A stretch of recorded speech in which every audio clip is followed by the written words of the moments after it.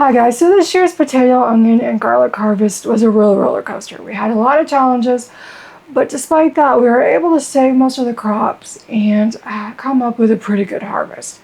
In this video, I'm going to share with you what we did wrong, what we did right, and share with you what we actually ended up with for the pantry. I'd like to welcome you to my backyard Kentucky homestead. My name is Kim, and let's get started. All right, first off, let's talk about potatoes. So I planted 6 different varieties, and with the exception of the Purple Viking, we planted between 4 and 5 pounds each of Yukon Gold, Red Norlands, Purple Huckleberry Gold, Red Lesota, and some russets that we had in the pantry.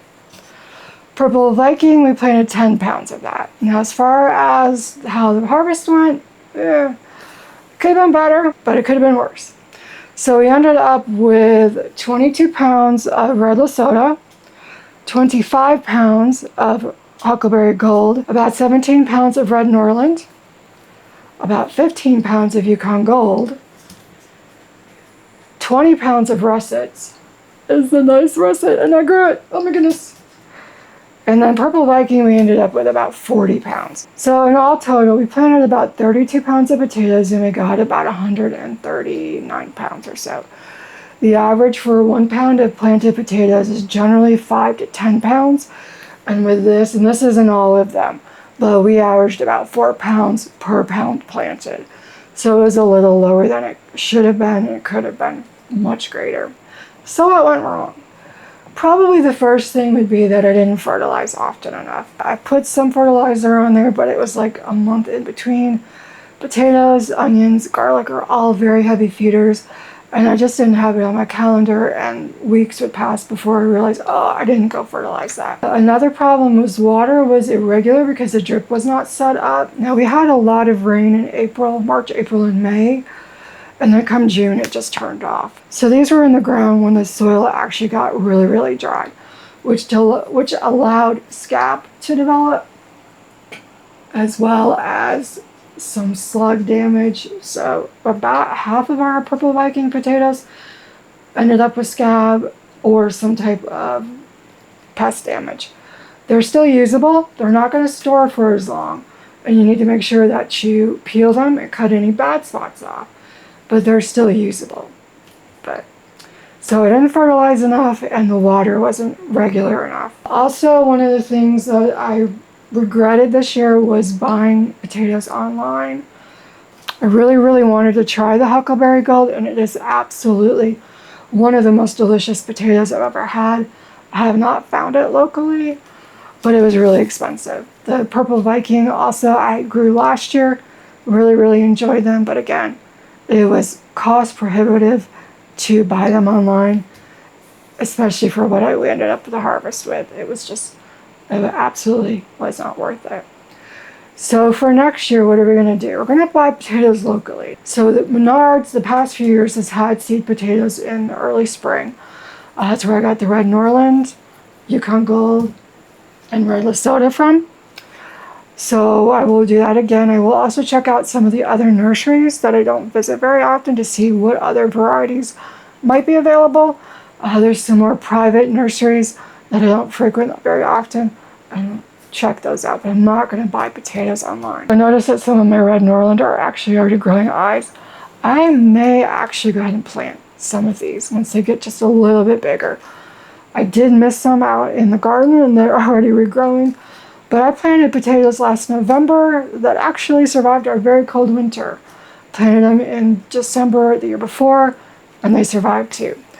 So I'm going to probably go ahead and plant some of these, maybe some of these that I really, really want to protect and save, just to see if we can continue the harvest and the crop from them and not have to buy online because it was horribly expensive. I would recommend my Potato Lady. It was a great product. Just shipping was cost prohibitive. It was just not good. I'm going to put on my calendar to fertilize every 10 to 14 days so that I have a pop-up on the weekend. Could remember to do it. Because everything needs to be fertilized regularly. It will help the entire garden to do that. And in the spring, especially the early part when these really needed that, it just was so busy, it just didn't get done. I will have my drip irrigation set up next year. It is going to be my #1 goal. Drip irrigation has to be set up for every single raised bed out there. All the flower beds, any pots, any containers, all have to be on drip irrigation because I'm seriously done with watering by hand. Ugh. I left the water on twice. And yeah, it's cost a nice pretty penny. Not good. Also flooded the yard once. It was a spectacular mess up. Anyway, so keeping the soil moist consistently is most important when tubers are forming about 2 to 6 weeks after the flowers start. So that is when the most important part of it for watering was, and that is when it was the driest, and I really wasn't watering enough. So that's why I got so much scab. So honestly, we're lucky we got as much as we did. So for planting the potatoes and to avoid scab, one, you need a regular irrigation. That will help dramatically. But having a lower pH also helps, between 5 and 5.2. What I read online is that with the soil acidifier, you actually want to go ahead and add that in the fall so that it can start doing its thing and really start lowering that pH level over the winter. And then you'll add it on a regular basis, sort of like blueberry plants next year once they are planted. So I'm gonna figure out where I want my potatoes for next year and go ahead and put some soil acidifier out there this fall, probably late October, so that it has some time to like just do its thing, dissolve and become available in the soil. Also, I want to rotate the crops, so I want to make sure that I'm not planting potatoes in the same area that had the scab for at least 3 to 4 years. So it was only one bed that actually got it. All the other ones were harvested before it got dry. But we want to make sure that I'm not going to use that one bed for potatoes this year or for the next couple years. So overall, pretty nice harvest, but it could have been bigger. It happens. Every year's a learning experience, and next year we'll do better. So, but like I said, I have noticed some of them are starting to have eyes and other ones getting a little sketchy. So we're going to process some of these soon, probably into French fries or hash browns, put them in the freezer. We'll blanch them and put them in the freezer. So I have a video up soon for that. But anyway, taters, anybody? Got them for a little while. And this isn't all we have, and I have shared them with family and friends, and everyone has absolutely enjoyed them. Again, Huckleberry Gold. If you know where to get these, that it's cheaper, let me know, because they are amazing. So, potatoes. So next we have our onions. And if you watched my video about planting onions in the fall, you will have already seen these. We have started processing some of these because the Walla Wallas and the candies are not storing very well. They're not meant to be stored. We're having to go ahead and process some of these into the freezer because they're just not going to store very long. We don't have a good cold storage system, but just pantry. So they're just not going to last a whole long time in this form. But we've got a lot of onions. We planted a whole lot of onions. We probably got, I don't know, about 40 pounds. I have no idea how many onions we planted, but these things were absolutely full when we started. So we got a lot of onions. They're not going to last in storage very long. Definitely my best year. This is the third year I planted onions. The first year I ended up with onions like this. Last year I ended up with onions like that. This year got some good sized onions. So happy with that. But if you watch my fall video, I'll link it up above and in the description below. I'm trying to get some really big, large onions. And for that, I probably need to make sure to focus on the intermediate diet because that's the region I'm in. But we're going to go ahead and try to get some onions planted out this fall so that they can just start growing as soon as the temperatures warm up next year. So what we did wrong, or what I did wrong this year, was, again, very heavy feeders. I did not fertilize these often enough. The drip irrigation was not in place early enough, and some of these never had it, so I was completely dependent on manual watering. Not a great way to do this. Most of the onions got blown over. We had several very high windstorms come through, and most of the onions got tipped over, so they were growing sideways. I don't think that did well for them. And also the ones I tried to interplant with the peppers got completely overshadowed by the pepper plants, because the pepper plants are like 4 or 5 feet tall. So they just completely shaded out the onions, and they just did not get very big. They weren't getting enough sun there. So that is primarily what went wrong. Though I wouldn't say it's completely wrong, it could have been a lot better. So for next year, I'm going to obviously plant the onions this fall, focus on the intermediate day onions, fertilize regularly, make sure everything's on drip irrigation. I'm going to make sure that the onions are planted by themselves or with something that won't overshadow them, like carrots or something like that. And I will sow some more seeds around Christmas week for planting in March in my area, just to make sure that the winter onions, if they don't make it, I've got backups. And then there's always Dixondale Farms, which I got some starts from there this year, which were awesome. I may do that again next year. That red candy apple, I didn't order, and I meant to. I got Superstar, which is this one here. Worked out really, really well, but I want some of those red ones.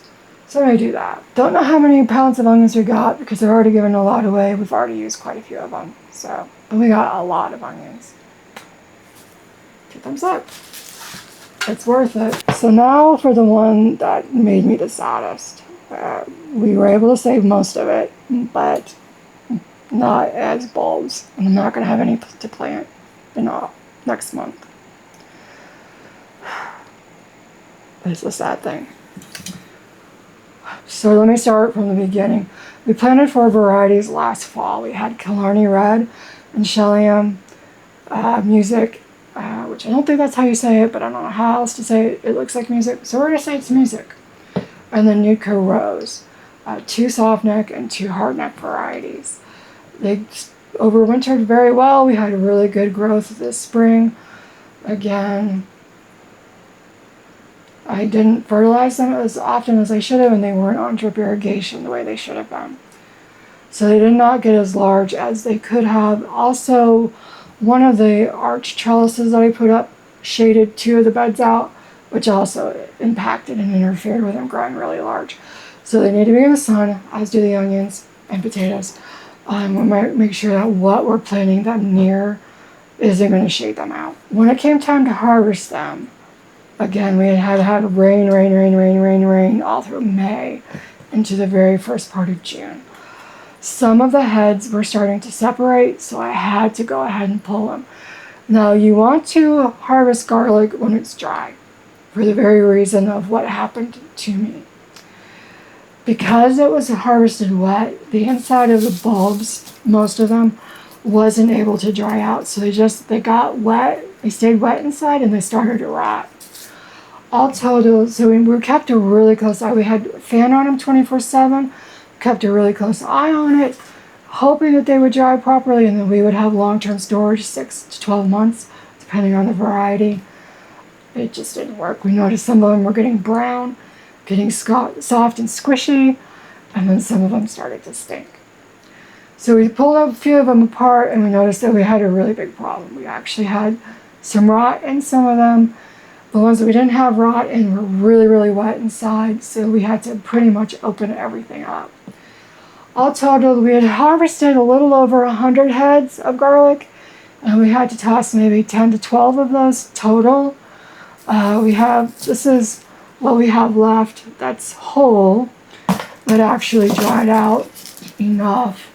And then there's some pieces that we'll just use as we go.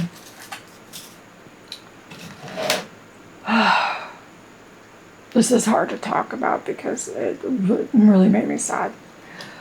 Anyway, so harvesting when it's wet, bad idea. But again, we didn't have enough light, didn't have enough fertilizer. It was way too wet, and we harvested it when it was wet. And that is like the last thing you want to do. So we went ahead and pulled it all apart, and then over a week or two, just watching TV, using gloves. Garlic has a substance in it that will actually make your skin peel. So wear gloves, and maybe 2 pair, because I still ended up having some skin peel. So wear food safe gloves as you're peeling the garlic. But just was watching TV at night with I would peel like a whole bowl full, put it in a baggie, put it in the freezer. We popped it in the freeze dryer. Then we ended up with a half a gallon of garlic powder. Guess what people are getting for Christmas this year? Garlic powder. When I got down to the really small ones, I'll get closer, I don't know if you can see this. When I got down to the really small ones, I didn't want to mess with all those little papers, and the entire garlic clove, including the paper, is edible. So I just went ahead and blitzed it in the food processor, put it in the freeze dryer, and then blitzed them both separately again afterward to make a really fine powder. So this has the garlic papers in it, and this is just the plain garlic. But it took about a week and a half, 2 weeks to get all of those heads or the cloves peeled. And again, this is about a half gallon of garlic powder. Okay. We didn't lose all of it, but we lost some of it, and we weren't able to save it the way we wanted to, unfortunately. So I had to buy new garlic for next year. I'm getting Killarney Red again because I really, really, really like that one. That and Doghouse from Mad River Garlic. I do really like their garlic. The Doghouse is one that they mixed the label up on during the 2020 growing year. They sold it at a cheaper price. They're not sure what it is. People really liked it, wanted to buy it again. So now they're selling it regularly, and it is a little cheaper than the other varieties. So I ordered a half a pound of that, half pound of the Killarney Red. Also got I've